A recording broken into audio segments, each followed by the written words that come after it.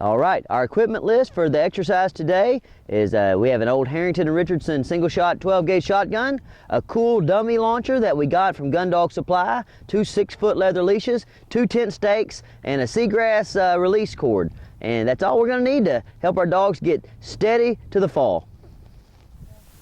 Okay, today guys, we're going to show you a neat little trick for working 2 retrievers at one time when you don't have a lot of help.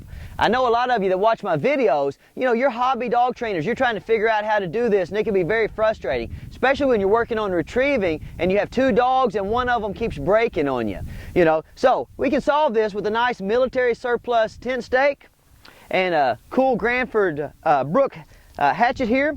We'll take this tent stake when we go out and we'll whack it in the ground a little bit. Then take your leash, put your leash on the lip of the tent stake, go ahead and whack it in the ground.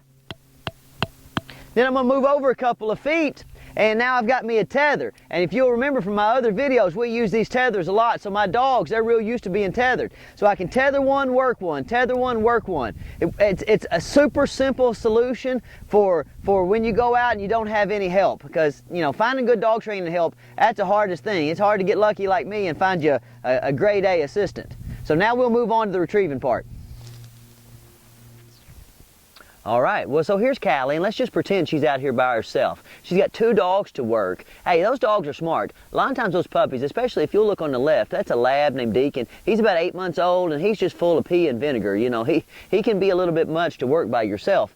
Now, Callie's done a good job in her yard work, and he's pretty good at staying, but she doesn't want to come out here in the field and, have a wasted training session. So she puts her stake in the ground, puts the leash on the dog, and now he's staked. He can't go anywhere. Now watch as she uses her dummy launcher, okay, to launch a dummy about 60 or 80 yards.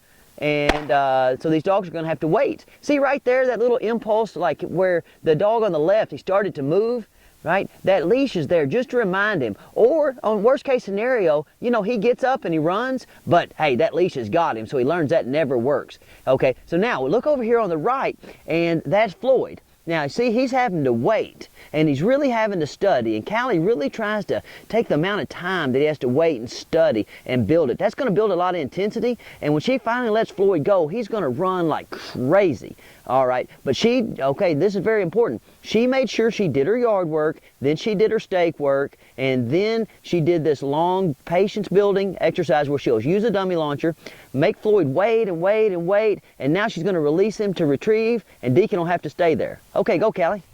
Now, look, see on the left, right there, a lot of times you'll run into big trouble. So you can hear that dog whining a little bit maybe. Okay, and I know it's hard. If you're working 2 dogs, it's hard to be safe with this. It's hard to, because if they start breaking, man, I mean, it can really wear you out. But by using that stake and leash, using this tethered stay, everything works perfectly. And Floyd comes right back over into position. Okay, so let's get a little different angle on that. Okay, guys, let's watch this from another angle. So Callie waits. Look at those dogs.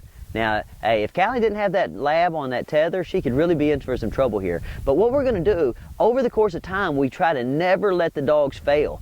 If they don't fail, then you don't have to go back and do remedial training. And that's what we're after. We're after building, progressively. A little bit of success leads to a little bit more success, which leads to a lot of success, which leads to a lot of patience. And now, releasing Callie. Oh, and there you go. And if you'll see Deacon over there, see that little jump step? If he wasn't tethered, that would be just enough to make you super nervous and maybe make you fuss at him or tell him no. And we want to try to keep all that negative stuff. We want to try to keep all that out of our process. We really want these dogs to understand that sitting there and waiting and being patient, that's how they manipulate you into letting them retrieve. So don't let this turn into a negative situation, Make sure you set the dog up so basically they just can't fail. All right, let's look at this from one more angle.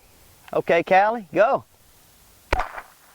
Now you see that? That's what you're fighting, guys. A lot of times when you first use your dummy launcher, man, those dogs, they want to do this stuff so much that you'll see them start to jump and start to break. That's what that tethered stay, that's what it helps you with. You watch a lot of videos and And guys, they don't, they don't really want to tell you that these steps, they take a while, and so they'll put the dogs and you'll rush it and the dog will break and then you have to fuss at them and whistle and all that nonsense. But you don't really need to do it. If you do your training progressively, this is what it should look like. Okay, Callie. Now see, Floyd, he's over there. He's not staying because he's worried about getting shocked. He's not staying because he's worried about being in trouble. He's staying because we use the tethered stay to make him realize that he never gets to go do what he loves to do unless he's calm and patient. And you can see that Deacon at 8 months old is having a little trouble here. Listen, guys, don't worry about that. That tether stay's got him. He can't break. He can't leave. He can fidget around a little bit, but we don't even have to fuss at him because he's never going to be successful. He's never going to get to do what he wants to do by fidgeting or fussing or anything else. The only way off of that tether is through calm and attentive behavior. Okay, so get out there in the field, take your tent stakes, take your dummy launcher, and if you have some help, take your shotgun and use your bird boy, because that's more realistic. But this right here is a good drill to get you guys started on some fun springtime training with your springers and labs and chessies and whatever else that you got that likes to get out there and fetch birds. See you next week. All right, guys, now, so we've been sitting here fetching with Floyd a lot. And now Callie's going to switch dogs. And you say, well, why did you do your old dog first? Well, we're trying to teach your dogs. We try to teach them a simple rule. Life is not fair. You don't always get what you want when you want it. And that's one of the most important rules that you can teach a young dog. So now, Callie's got Floyd back in position. And even though we're pretty sure that Floyd will stay, we're going to go ahead and tether him. Because if you were out in the field by yourself, remember, you never want to make mistakes if you can keep from it. Now, Callie's got her old piece of seagrass string here. She tied a knot in one end of it. And what she's going to do is she's going to slip that piece of seagrass string through her dog's collar, and she's going to hold the knot between her fingers, and she's going to hold on to the loose end with her palm, and she's going to undo her tether.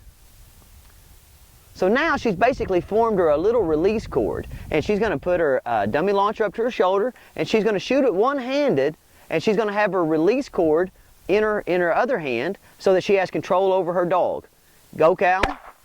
Now see, right as he made that little jump, it's not that she's holding him back exactly. It's just she's using that release cord to remind him that he has to stay.